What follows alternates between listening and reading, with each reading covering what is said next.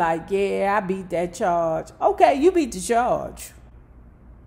Just because you was found not guilty don't mean you ain't do it. Child, you know you took that man chain. You wearing it right now. I don't hear nobody out there. Hold it down. Hold it down.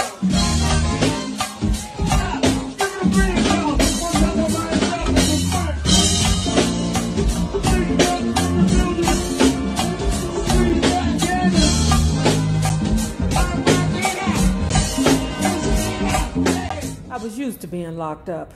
It had almost become a comfortable place for me. I no longer feared or fought against the environment. I was used to sleeping on hard surfaces, used to eating rotten food. I just accepted the dirty loneliness of life for what it was. I didn't want visits. I didn't want mail. Letters would just make me sick to go home. So this is telling. This is very, very telling. This explains a lot as to why ninjas do what they do. Because I know ninjas who do, years at a time, they just be like, do you? When I ask you for something, make sure you take care of it, but do you? And don't let me find out about it.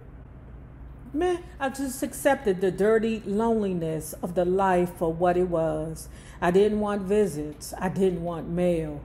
Letters would just make me sick to go home.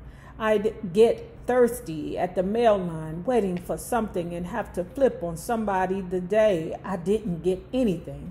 So don't send me pictures, don't come see me, nothing. Just let me handle my bid.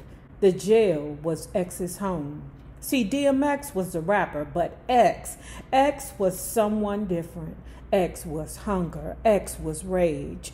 And when I found X locked up in that cell, I knew that I was losing Earl. X lived in a place within me that I knew a young boy could never survive.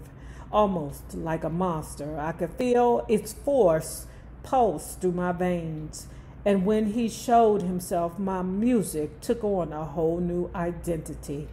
I was still writing, but now my phrases were hostile and my stories were dark. Unconsciously, my words formed sentences that were loaded with me every second of the day. I spit fire at anybody who came my way, and slowly a new persona evolved out of the words of my own experience. Yep. That's why them ninjas love you. Where are you from? One of the correction officers from my cell block asked me one night before lock-in. How long you had? How long you been rapping? COs and I rarely shared any casual words. Most of the time, our interactions dealt with discipline or disrespect. Because my partner and I make beats, and we were thinking maybe ... Huh? You're a CO, man, and I'm a prisoner. What are you talking to me about beats for? Well, I was thinking maybe one day we could work together. This was crazy, but I could tell when a ninja was hungry for something. My man had been listening to me spit lyrics for months already, up and down the cell blocks. So maybe he wanted to F with X. My manager, Jack McNasty, handles all of my business. I told him, you should talk to him and play him some of your tracks.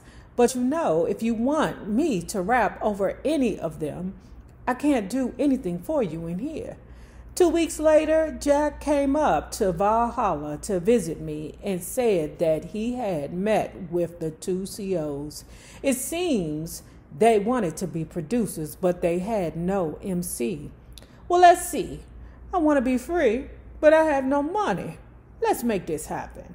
The next Friday, my $2,500 bond was paid in full, and I was out of jail within a few hours. The deal that Jack made was for me to go to their house in Mount Vernon, where they had a keyboard and a 4-track recorder set up, and lay down some vocals. There was no contract, no nothing. When I asked Jack what their beats sounded like, he laughed and told me that he never heard them. Chain snatching was a pretty big quality of life crime in New York at the time. It was one of those random acts of violence that the public felt needed to be stomped out right away, like carjacking or wilding. And when my trial came around, I was nervous that the predominantly white jury would see me as a threat to society. You are, Crazy Earl. You are. He was found not guilty. He was free. You snatch a motherfucker chain. I be like, yeah, I beat that charge. Okay, you beat the charge. Just because you was found not guilty don't mean you ain't do it. Child, you know you took that man chain. You wearing it right now. Told me I wasn't going to make it to C20. Boy, you ain't never going to make it to that old. So when I turned 20, I was like, yeah, F you. Tashura had an apartment on Locust Hill in Yonkers. If I wasn't out in New Rochelle, that's where I would chill with her and her friend Nicole. Now he got this friend named Wah. Okay. He got so many people. Wah and his brother Dern were raised in Mount Vernon and now called Harlem their main stomping grounds. Hustling ninjas. Wah had started to see how much money was being made in hip-hop while him and his peoples were losing lives in the street over much less dough. It didn't add up. So one day he made up his mind that music was going to be his new hustle. It was a way to make paper that didn't involve death or trips up north. How do we do this, he asked me. Wah wanted to learn everything about the music business he could. He knew that I wasn't a rookie anymore, and he said if I showed him what I knew about the hip-hop game, he would give me what I needed to make it happen. If I was with it, the two of us could walk these dogs together. We ended up rolling together all week.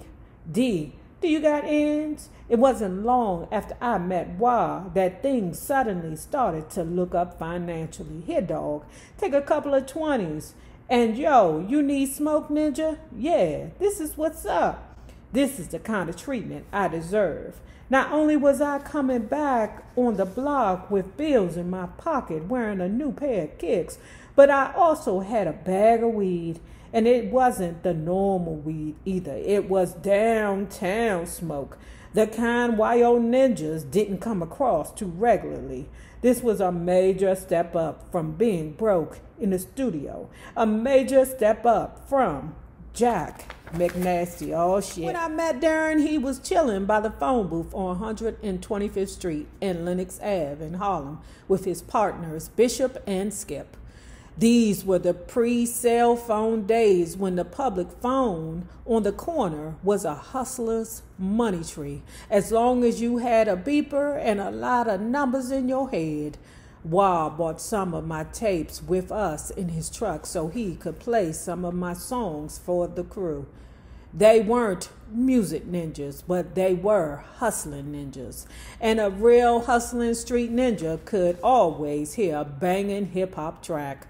Yo, that shit is hard, D. Those lyrics are crazy, they all said to me. You need to get on, baby. Everyone who listened to my music on the street that day heard what I was capable of. They felt my music, understood my music, and I just got a real strong feeling that they were ready to do something about it. All you got to do is keep rapping like that, D, Wah said. Just tell us what we need to do, and we'll take care of the rest. Jack and I started to spend less and less time together, and it soon became clear to me that we were living in two different worlds. After he came home from his 9 to 5, he would usually just come home and go upstairs. Maybe his girlfriend would come over and the two of them would watch a movie, but that would be about the extent of his nighttime activities. Meanwhile, I needed to be hanging out. I needed to be in the streets, running, robbing, rapping. But I was 20 and he was 25. He wore slacks and shoes. I wore sweats and Timbs. That wasn't going to work. I couldn't go where he went, and he surely didn't want to go where I was going. So when I told Jack that I wanted to roll with Wah and his brother to try and put a single out, He didn't object. Of course he wouldn't object. What the hell? How you look trying to tell a mad dog that he can't go out the house? You gotta let that rabid dog out the house. Leave. Leave. Shit, I don't need you foaming all over the place in this house. I just cleaned my carpet. One night, Wah was trying to think of a name for the operation, and I instantly thought of Rough Riders. Hey, do my favorite go-go song.